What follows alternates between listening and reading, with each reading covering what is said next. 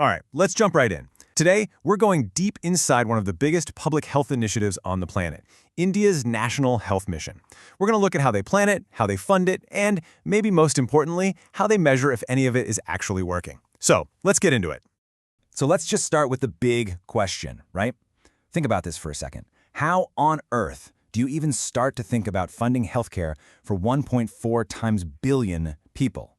You got everything from tiny, remote villages to some of the most crowded cities in the world. The scale of that challenge is just mind-boggling. And India's main answer to that huge question is this: the National Health Mission, or, as you'll hear it called, the NHM. This is the big one. It's the flagship program, kind of like the central nervous system for all of public health in the country. So what is it really? Well, at its heart, the NHM is the blueprint for trying to build a healthier nation. It's the main pipeline for public health spending, and the whole idea is to make sure that good healthcare isn't some kind of luxury. It's supposed to be a right that everyone can access, especially the people who've been left behind in the past. Okay, so to really get a grip on just how ambitious this mission is, you know what we have to do? We need to follow the money. Because honestly, the budget tells you a whole lot about what the real priorities are. So let's just put a number on this, a really big number. For the 2026-27 budget, we're talking about over 31,000 crore rupees going into the NHM's main flexible fund. Now that's not just a statistic, that is a massive annual investment. It's a huge statement about how important this is. And here's where you can really see what that number means in context. You look at all the major health schemes, and the NHM's flexible pool is by a long shot the biggest piece of the pie. It's the financial engine driving so much of India's public health strategy. It literally dwarfs other super important programs. But look, a budget this big isn't just about building more hospitals or buying equipment. At its core, the National Health Mission is really an exercise in social justice. The whole system is designed to serve the people who need it most first. And you can see this baked right into the official language. Check out this quote from the planning documents. It specifically says the focus is on vulnerable sections. That's not just a throwaway line, it's the central idea. It's all about trying to level the playing field when it comes to people's health. Okay, so focus on equity sounds great on paper, but what does it actually look like in the real world? Well, let's look at a perfect example of this in action. It's a specific program called PMJANMN. So this program, PM Janaman, it's laser-focused. It sends money and resources directly to groups that are identified as particularly vulnerable tribal groups. The whole point is to give them the basics, things like safe housing, clean water, better access to doctors, and nutrition. So this isn't just general funding, it's a very precise effort to close some of those gaps that have existed for a long, long time. And this really captures the whole philosophy. It's about figuring out who is the most at risk, who is the most underserved, and then dedicating specific resources to make sure they aren't left behind.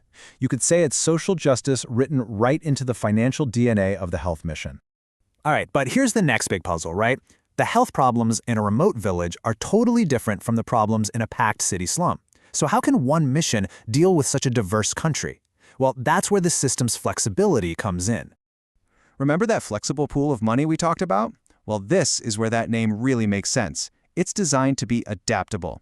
So, in rural areas, the money might be focused more on things like reproductive health or controlling diseases like TB. But in the cities, under what's called the National Urban Health Mission, the priorities shift to the unique challenges of the urban poor. That ability to adapt is absolutely key. Okay, so we've got the money, we've got the mission. But that leaves the biggest question of all. How does anyone know if any of this is actually working?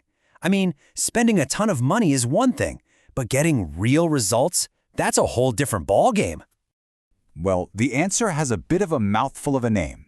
The Output Outcome Monitoring Framework, or OMF for short. You can just think of this as the mission's official report card. It's a whole system designed to track results, from the money spent all the way to the actual impact on people's health. And this whole system hinges on one really important idea: the difference between an output and an outcome. An output is the thing you do, the activity. So, for example, building a new clinic, that's an output. You can count it. But an outcome, that's the result you're actually aiming for. For that clinic, the outcome might be seeing 10% more people in that community actually getting medical care. The whole point of the OMF is to shift the focus from just counting stuff to measuring real change. So let's see how this works with a real example from the NHM. You start with the outlay, that's our big budget number. Then you have a target output, like making sure 92% of health centers are offering all their intended services. But here's the crucial part. The outcome they're measuring is a 10% increase in the number of people actually using those sensors. You see the connection? It's not just about building it, it's about whether people's lives are changing because it's there. And you see this same logic everywhere you look in the framework. The goal isn't just the output of screening millions for sickle cell disease. The real outcome is getting 90% of the people who have it onto a treatment plan. It's not just about certifying that a clinic meets quality standards, it's about proving that certification leads to more patients actually coming in for care. Every action is tied to a meaningful result. All right, so let's pull back for a second. After going through all of this, the budget, the philosophy, the report card, what's the big picture here? What's the fundamental framework we're looking at? It really boils down to these three key things. First, you have the money, a huge financial commitment. Second, you have the people, a core philosophy that uses that money to promote fairness and help the most vulnerable. And third, you have the measurement, a really detailed system to try and make sure all that money and all those good intentions are actually leading to a healthier country. So, this system of money, people, and measurement is incredibly ambitious. It creates a clear path for accountability. But here's the final thought I want to leave you with. Is simply measuring the results the same thing as guaranteeing success? That's the question that will really define the future of this mission. Thanks for joining us.